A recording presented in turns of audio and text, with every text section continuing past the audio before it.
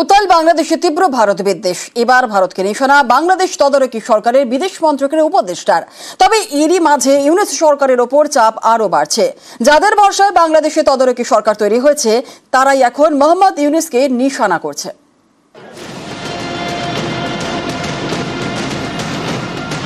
কয়েক মাস ধরে উত্তাল বাংলাদেশ, সংখ্যালঘু নির্যাতন চরমে উঠেছে। এরই মাঝে বিখ্যাত আন্তর্জাতিক সংস্থার রিপোর্টে বলা হয় সাংবাদিকদের জন্য বিপজ্জনক হয়ে উঠেছে বাংলাদেশ। সেদেশে তদারকি সরকার খবরের উপর খবরদারি করছে, বাংলাদেশের খবর প্রকাশে বাধা দিচ্ছে, কিন্তু তারপরেও পদ্মাপাড়ের অনেক খবরই প্রকাশ্যে এসেছে। কিভাবে এলো? তদারকি সরকারের দাবি তাদের সংবাদ মাধ্যম সরকারের পাশে দাঁড়াচ্ছে না। ভারতের যে ইমেজ তারা কিন্তু এই ডায়াসপোরা কিন্তু সৃষ্টি করেছে। বিভিন্ন সফটওয়্যার কোম্পানির প্রধান হচ্ছেন ভারতীয়। ব্র্যান্ডিং এর অবশ্যই আমাদেরকে ভালো কাজ করতে হবে। একজন ভারতীয় যদি মার্ডার করে তখন সেটা কিন্তু মুখ্য হয়ে দাঁড়ায় না, এই জন্য যে তারা আরো অনেকগুলি বড় বড় পজিশনে তারা আছেন, সেটাই তাদের ব্র্যান্ডের মূল জিনিস। আমাদের কিন্তু ছোটখাটো একটা অপরাধ ঘটলে খুব বেশি করে উপস্থাপন করা হচ্ছে। মধ্যপ্রাচ্যের যে পত্রিকাগুলি আছে সেগুলিতে ভারতীয়রা বিরাট ভূমিকা পালন করছে। ভাষার যে ব্যারিয়ার, এটা শুধু আরবি না, কিন্তু ইংরেজি। তো এই ভাষার যে সমস্যাটা এটা আমাদের আছে। গত বছরের অগস্ট মাসে দেশ ছাড়া শেখ হাসিনা। বাংলাদেশ চালাচ্ছে তদারকি সরকার। হাসিনা বিরোধী আন্দোলন থেকে ইউনূসে তদারকি সরকারের প্রতিষ্ঠা। সবকিছুর পিছনে ছিল একাধিক সংগঠন।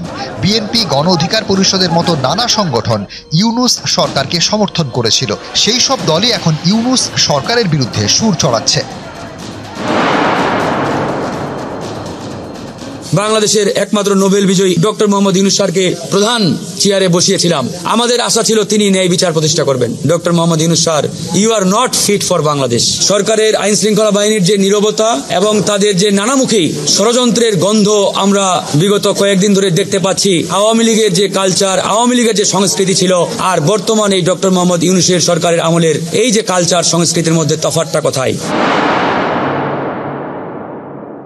পাঠ্য বইয়ে সর্বাগ্রে আওয়ামী লীগের শ্রেষ্ঠত্ব, স্তুতি, বন্দনা আর বিএনপি সেনা ছাউনিতে জন্ম বলে হেয় প্রতিপন্ন ও বিতর্কিত করার মাধ্যমে কোমলমতি শিক্ষার্থীদের মগজ ধোলাইয়ের প্রকল্প বাস্তবায়ন করতে। তাহলে এটা কার সরকার? এই সরকার কাদেরকে পৃষ্ঠপোষকতা দিচ্ছে? শেখ হাসিনা যে কাজটি করেছেন 15.5 বছর 16 বছর ধরে, সেই কাজটি অব্যাহত রাখছেন এই অন্তর্বর্তী সরকারের শিক্ষা মন্ত্রণালয়।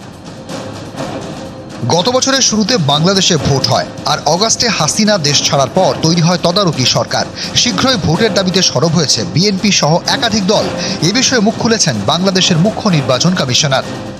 অনেকে বলছেন যে একদিনে সব লোকাল গভর্নমেন্টের নির্বাচন করার সুপারিশ কেউ কেউ করছে। বিষয়টি আমরা পরীক্ষা করে দেখেছি, এটা কোনো মতেই সম্ভব নয়। এটা কোনো বাস্তবায়নযোগ্য কোনো পরামর্শ নয়। সব দলই দ্রুত ভোট চাইছে। তদারকি সরকারও কি সত্যি দ্রুত ভোট চাইছে? এখনো স্পষ্ট হচ্ছে না। নিউজ 18 বাংলা।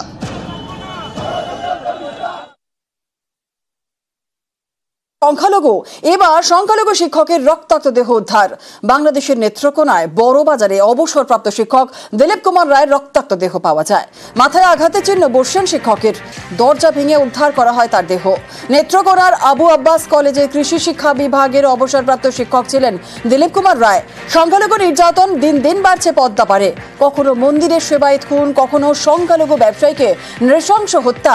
ওপার বাংলায় বারবার কট্টরপন্থীদের রোষে সংখ্যালঘুরা। আর এই পরিস্থিতিতেই ফের সংখ্যালঘু অবসরপ্রাপ্ত শিক্ষকের রক্তাক্ত দেহ মিলল বাংলাদেশে।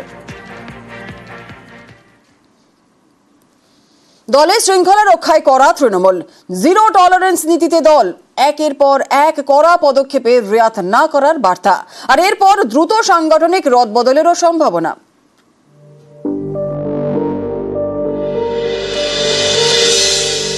একের পর এক নির্বাচনে রাজ্যে সবুজ ঝড়। এবার সামনে বিধানসভা নির্বাচন, তার আগে শৃঙ্খলার প্রশ্নে আরো কড়া তৃণমূল।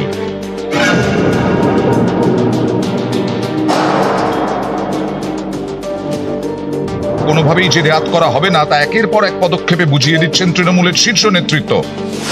27 নভেম্বর 2024 সংবাদ মাধ্যমের সামনে বেফাঁস মন্তব্য করায় ভরতপুরের বিধায়ক হুমায়ুন কবিরকে শোকজ। 9 জানুয়ারি 2025 মালদার কাউন্সিলর খুনে অন্যতম অভিযুক্ত নরেন্দ্রনাথ তিওয়ারিকে বহিষ্কার। 10 জানুয়ারি 2025 দল বিরোধী কাজের অভিযোগে সাসপেন্ড করা হলো শান্তনু সেন এবং আরাবুল ইসলামকে। শৃঙ্খলা রক্ষা কমিটি এবং আমাদের সভানেত্রী যা ডিসিশন নিচ্ছেন সেটাতে আমরা একজন সৈনিক হিসেবে সেটা মানতে হয়। পার্টি বড় হচ্ছে এবং আগামী বছরে পার্টির নির্বাচন আসছে।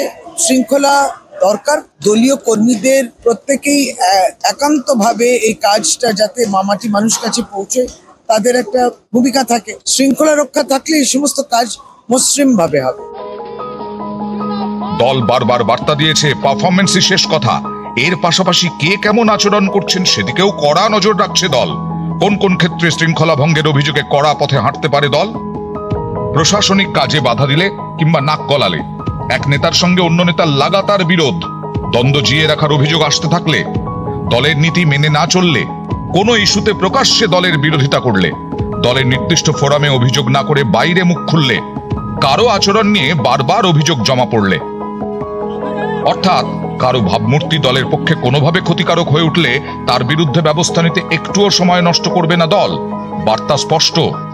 নেতা কর্মী সদস্য সমর্থক কর্মী তাদেরকে সকলকে একসঙ্গে নিয়ে চলেন, এক সুরে বেঁধে সর্বভারতীয় তৃণমূল কংগ্রেস তারা একটি ঐক্যবদ্ধ পরিবার। এর মধ্যে যদি কোথাও ক্ষেত্র বিশেষে দলকে কোনো সিদ্ধান্ত নিতে হয় সেটা সংগঠনের আভ্যন্তরীণ বিষয়। গত নভেম্বরে বিভিন্ন স্তরে শৃঙ্খলা রক্ষায় তৃণমূলে তৈরি করে দেওয়া হয় 3টি কমিটি। তৃণমূলের জাতীয় কর্মসমিতির বৈঠকে ঠিক হয় এই 3 কমিটি নজরদারি করবে সাংসদ, বিধায়ক ও নেতাকর্মীদের কাজে। এরপরেই একাধিক জনের বিরুদ্ধে শাস্তিমূলক পদক্ষেপ।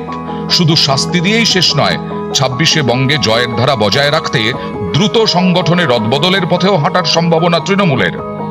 সূত্রের খবর, চলতি মাসেই সংগঠন নিয়ে মেগা বৈঠক করতে পারেন তৃণমূল কংগ্রেস চেয়ারপারসন নিজে। এই পরিস্থিতিতে দাঁড়িয়ে শৃঙ্খলা রক্ষার প্রশ্নে দল গত কয়েকদিন ধরে যে ভূমিকা সামনে নিয়ে আসছে তাতে সাংগঠনিক রদবদলের ক্ষেত্রে শৃঙ্খলাও অত্যন্ত গুরুত্ব পেতে চলেছে, এমনটাই মত রাজনীতিবিদদের একাংশের। ক্যামেরায় সুব্রত জানার সাথে আবির ঘোষাল, নিউজ 18 বাংলা, কলকাতা। মালদার তৃণমূল নেতা দুলাল সরকার খুনের তদন্তে সিআইডির সাইবার বিশেষজ্ঞ।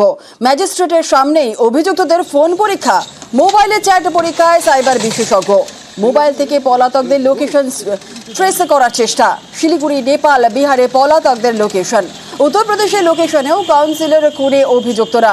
একাধিক লোকেশন বদলে গোয়েন্দাদের বিভ্রান্ত করার চেষ্টা। পুরো ফোনটা এক্সট্রাক্ট করেছি, এবার ওনারা ওনাদের সুবিধা মতন কি কি লাগবে ওনারা নিজেরা দেখে নেবেন। কোর্টের সামনে আমাদেরকে এক্সট্রাক্ট করার জন্য সেই এভিডেন্স যাতে ইনভেস্টিগেট করতে পারে ওনারা ফার্দার, আমরা খালি ফরেন্সিক্যালি এক্সট্রাক্ট করে দিয়েছি। আমরা কিছু এভিডেন্স ভেতরে কি আছে আমরা জানি না, ওনারা ফার্দার ইনভেস্টিগেশনে দেখবেন। আসি পরবর্তী খবরে। স্কুলের কল খুললেই গোলাপি জল। আরামবাগের প্রাইমারি স্কুলে জল আতঙ্ক। সন্তানদের স্কুলে পাঠাতে চাইছেন না অভিভাবকরা। পদক্ষেপের আশ্বাস পঞ্চায়েত প্রধানের। এটা প্রাইমারি স্কুলের জলের ট্যাঙ্ক। ট্যাঙ্কের নিচে গোলাপি রঙের স্তর। এই জল খেলেই বিপদ, তাই আটকানো হয়েছে কলের মুখ। হুগলির আরামবাগ, এখানকার গৌরহাটি 1 নম্বর গ্রাম পঞ্চায়েত এলাকায় ডিহিবাগান প্রাইমারি স্কুল। পড়ুয়া প্রায় 100। এমন একটি স্কুলে বৃহস্পতিবার থেকে বিপত্তি। পড়ুয়াদের দাবি স্কুলের কল খুললেই পড়ছিল গোলাপি জল। বিষয়টি তারা শিক্ষকদের জানায়। দেখা যায় স্কুলের জলের ট্যাঙ্কে গোলাপি রঙের স্তর। খবর যায় অভিভাবকদের কাছে, আতঙ্ক ছড়ায়। সন্তানদের বাড়ি নিয়ে যান অভিভাবকরা। পরদিন শুক্রবারও পড়ুয়াদের দেখা মেলেনি। অভিভাবকদের বোঝাতে ময়দানে নামেন আরামবাগ পঞ্চায়েত সমিতির সভাপতি, পঞ্চায়েত প্রধান, কিন্তু তাতেও কাজ হয়নি। সন্তানদের স্কুলে পাঠাতে নারাজ অভিভাবকরা। আমরা তো সবাই আতঙ্কিত হয়ে রয়েছি। মিড ডে মিল খাওয়াতেও রীতিমতো ভয়ভীত। মিড ডে মিল তো কেউ খাওয়াচ্ছি না। ম্যাডামের রাস্তা বাণী শুনে আমরা দেখি, ট্যাঙ্ক দেখে সবকিছু ঠিকঠাক দেখে তারপরের দিন থেকে মিড ডে মিল খাওয়ানোর কথা ভাবি। জলের মধ্যে কিছু একটা পয়জন পাওয়া গেছে। ট্যাঙ্কের জলটা লাল হয়ে গেল। জলের মধ্যে কি কে পাইল করেছে সেটা তো আমরা জানিনি। সেই ভয়েতে আমরা ছাত্রছাত্রীদেরকে স্কুলে পাঠাচ্ছি। স্কুলের মিড ডে মিলে রান্না হচ্ছে, জল আনা হচ্ছে বাইরে থেকে, কিন্তু তাতেও ভয় কাটছে না। মিড ডে মিলেও আপত্তি অভিভাবকদের। গার্জেনদের একটা আতঙ্ক, যারা বাচ্চাদের পাঠায়নি, যে বাচ্চাদের একটা তো নিরাপত্তার অভাব তারা বোধ করছে। এখন যদি না খাওয়ান ওনারা, রান্না বাধ্য আমাদের ফেলে দিতেই হবে। ট্যাঙ্কটা চেঞ্জ করে দিচ্ছি, ওটা ট্যাঙ্কটা দেরি করবো না, ছাদে তুলে দিচ্ছি আজকেই। ওই ট্যাঙ্ক থেকে জল নেবে না, নতুন ট্যাঙ্ক বসিয়ে দিচ্ছি যাতে ওদের অসুবিধা না হয়। আর দ্বিতীয়ত যে কলটা যেটা বলছে সাবমার্সিবল, ওটা যত তাড়াতাড়ি পারবো ওটা করার চেষ্টা করবো। আরামবাগ থেকে শুভদীপ ঘোষ, নিউজ 18 বাংলা।